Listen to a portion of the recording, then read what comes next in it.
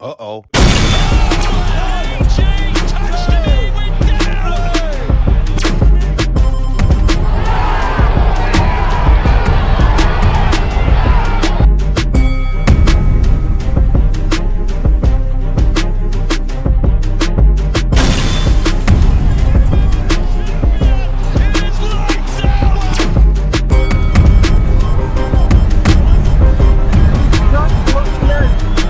In her last two fights.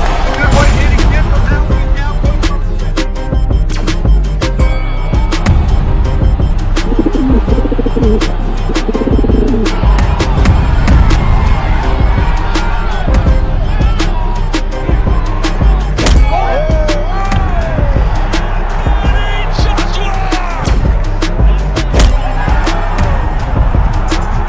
Welcome to the motherfucking relay. We're covering today's top boxing news.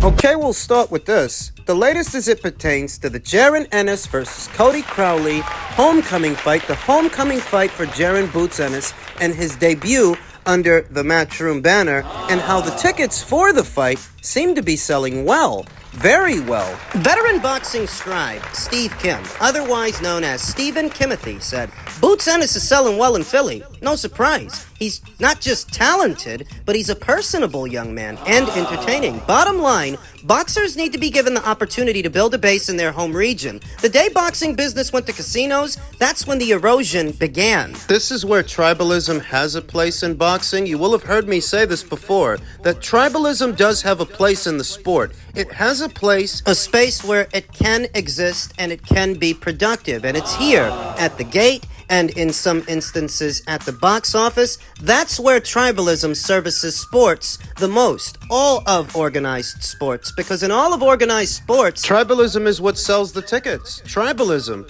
Supporting the hometown fighter, the home team. That's what keeps the lights on. That's what keeps the doors open for any and every organized sport. In this instance, pugilism. In this instance, boxing. That's where tribalism services a sport, in this instance, a fighter, the best. Where it doesn't serve anyone or anything is on the internet, behind the keyboards. Hurling racial epithets in defense of your favorite fighter from your hometown. Counts for nothing if you're not spending no money. No, Twitter comments and YouTube comments, that doesn't do anything. You're not actually supporting the fighter if that is all you're doing. You have to show your patronage the old-fashioned way. And it seems that the people in Philadelphia were starved for an attraction. Philly used to be a big boxing town. Used to produce a lot of boxers. And it seemed for a while that those days were long gone until Jaron Ennis came along. The latest installment in that chapter. Could he bring big-time boxing back to the city of brotherly love? The city of Philadelphia. It appears he's doing that because these tickets are flying. And it's for a Cody Crowley fight. Understand, I ain't got nothing against Cody Crowley, but the outcome of that fight is a foregone conclusion. Boots is gonna knock him out. You ain't gotta be Bert Sugar to know that. The real story here is how well the fight is selling, and how if the people in Philadelphia had this kind of an appetite for a Jaron Boots Ennis fight, then why wasn't he brought there already? That if this is as sensible and sensical as it's being made out to be, then why didn't Showtime do this back when Showtime was in the Jaron Ennis business? Guy that goes by the name of James. I grew up with this guy. No, you didn't. Sat next to him on the bus once. He tags me and he asks me, why didn't the PBC do this with Boots? Al Heyman is an idiot. And the short answer is it takes money to make money. I said it already. Even though Jaron Ennis was boxing on Showtime for a while, the people at Showtime were in no position to roll the dice, to gamble. And doing a hometown fight for Jaron Ennis, that's a gamble. That was a gamble for Matchroom, but it seems to be a gamble that's paying off. It takes money to make money. You have to have the money to invest. You have to pay to play. The reason Showtime couldn't is because year by year, their annual boxing budget was shrinking. So they had to try and focus on what attractions they had they knew could sell. Gervonta Davis, Errol Spence, Canelo Alvarez here and there.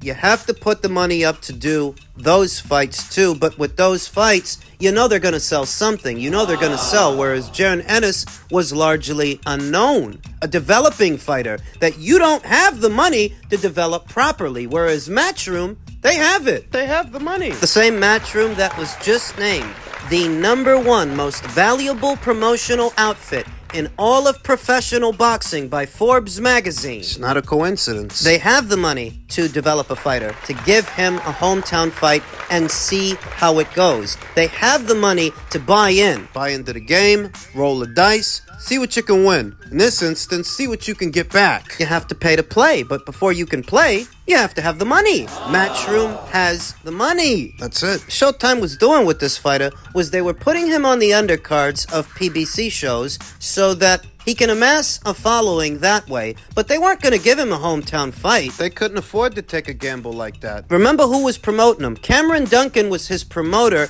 and they were working in tandem with Showtime, who was putting his fights on the undercards of PBC shows. That's what it was. Now, unfortunately, Cameron Duncan, he passed away earlier this year. Boots achieved free agency. He signed to Matchroom, and you see the difference. I mean, you see the difference already when you have a real promotional outfit behind you doing real promotion, not just attaching your name to the name of some other fighter for a fight you have no intention of making anyway, because that's what Showtime was doing. Bottom line, if Matchroom was able to take Boots back to Philly and Showtime wasn't, it's because it takes money to make money, and Matchroom has it. Showtime didn't. They were just trying to keep their heads above water, trying to survive, whereas Matchroom is thriving. Matchroom is growing. Matchroom. We then come to this weekend's cruiserweight title fight in what is a battle of the former champions. Former champion Jai Opetaia, former champion Mavis Breidis on the undercard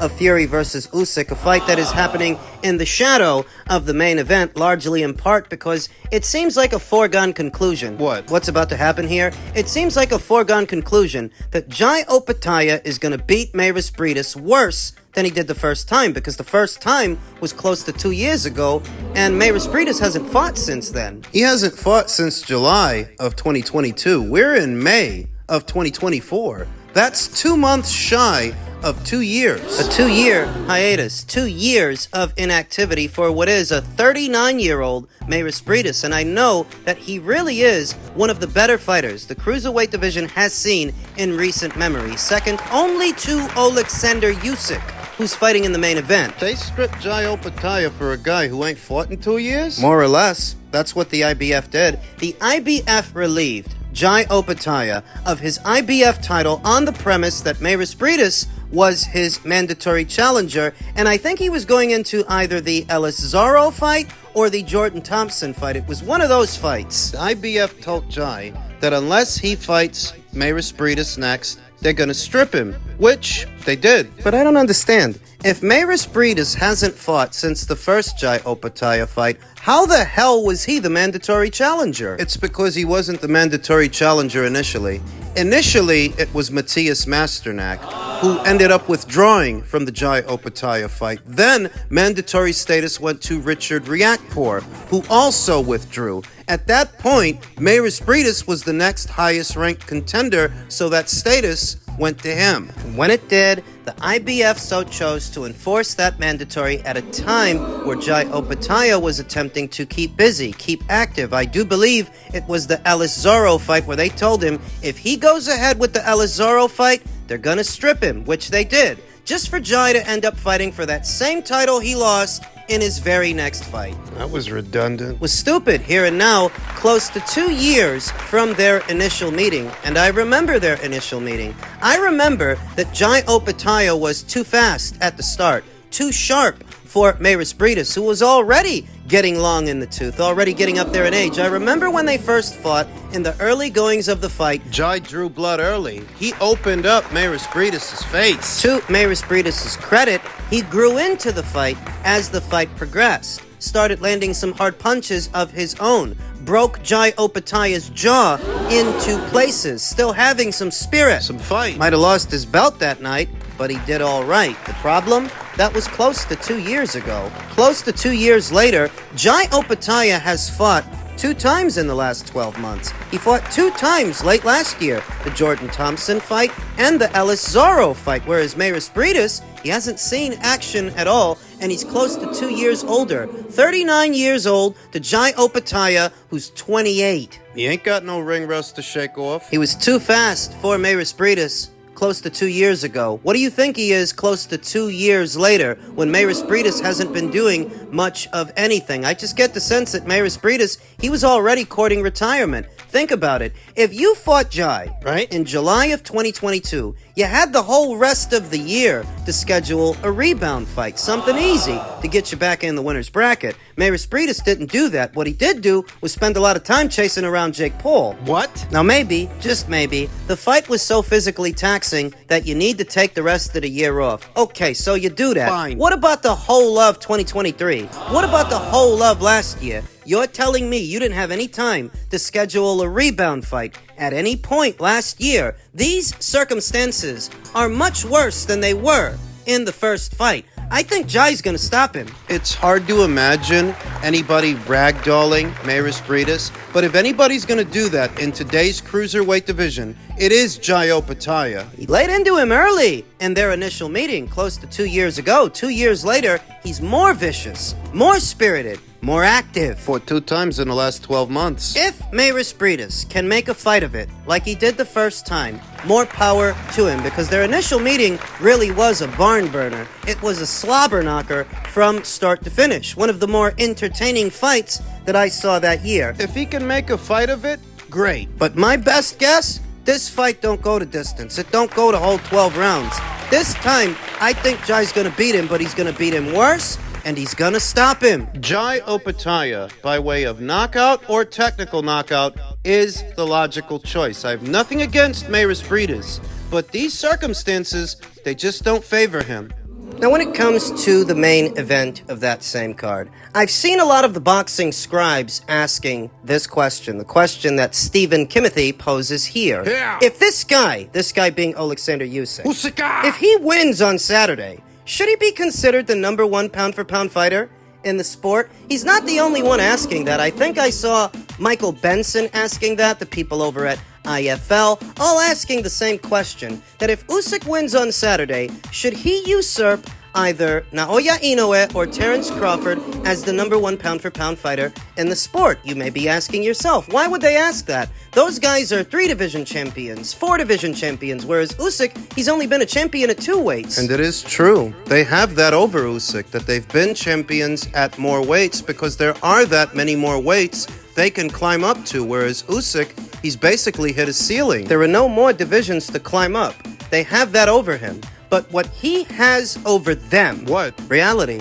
He has reality. The reality of what he's doing versus the postulation and the hypothesis of what they're doing. When you say that Naoya Inoue is number 1 or Terence Crawford is number 1, that's just a postulation that if he were the size of a heavyweight, he would win, though in reality, he's not actually up there. And he never will be. Terence is never going to win a title in the heavyweight division. Naoya Inoue is never going to win a title in the heavyweight division. To fully understand this puzzle, this formula, you have to go back. You have to go back to where it all started, more or less. The modern concept of what pound for pound is and what it means goes back to Sugar Ray Robinson. In his time, Sugar Ray Robinson, in spite of not being a heavyweight, campaigning at welter and middle, he was thought of as being a better fighter than the more popular heavyweights of his time. That if he were the same size as those heavyweights, given the skills that he displayed,